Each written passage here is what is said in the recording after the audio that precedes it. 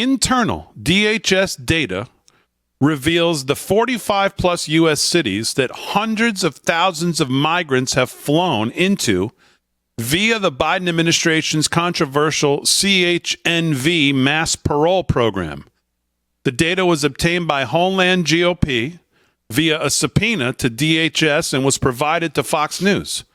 The DHS data shows that during an eight-month stretch from January through August of 2023, roughly 200,000 migrants flew into the U.S. via this program, with 80% of them, 161,562, arriving in the state of Florida in 4 cities: Miami, Fort Lauderdale, Orlando, and Tampa.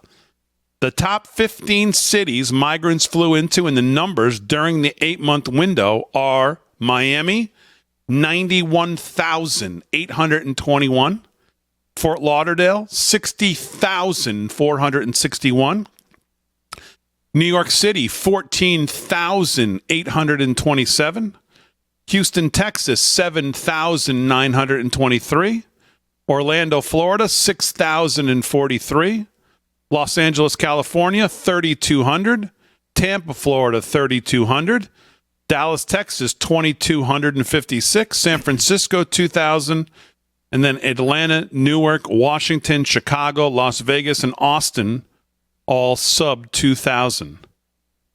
And then Bill McGurn says, I've attached the raw DHS data provided in the subpoena response showing all the locations the migrants flew into during these 8 months in the chart below. DHS also revealed in the subpoena response that as of October 2023, there was a backlog, are you ready, of around 1.6 million applicants waiting for DHS approval to fly to the U.S. This is different than coming across the border. Yeah, this is in addition to. Yeah. This is in addition to. Oof.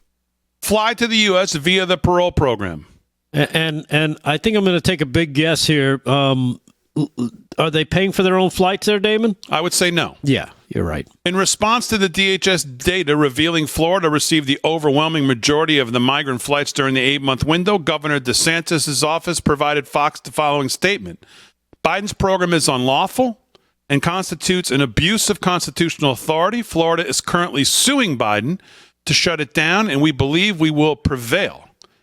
DHS also wrote in the subpoena response that, quote, all individuals paroled into the United States are, by definition, inadmissible, including those paroled under the CHNV processes.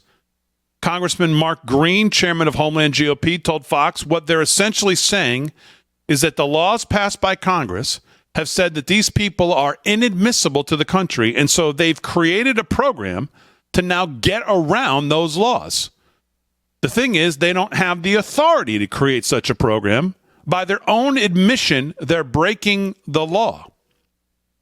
The CHNV parolee program, created by the Biden administration in January of 23, allows up to 30,000 migrants from Cuba, Haiti, Nicaragua, and Venezuela to bypass the southern border entirely and fly into the U.S. directly from foreign countries for a 2-year humanitarian parole grant if they have a sponsor in the U.S. and are vetted, approved for travel. Sure. Their sponsor is the U.S. government.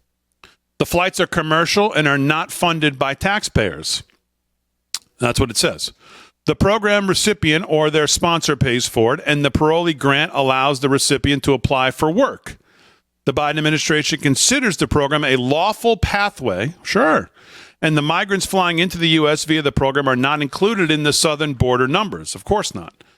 According to CBP data, at least 404,000 migrants have flown into the U.S. via this parolee program since it first began. 154,000 Haitians, 95,000 Venezuelans, 84,000 Cubans, 69,000 Nicaraguans.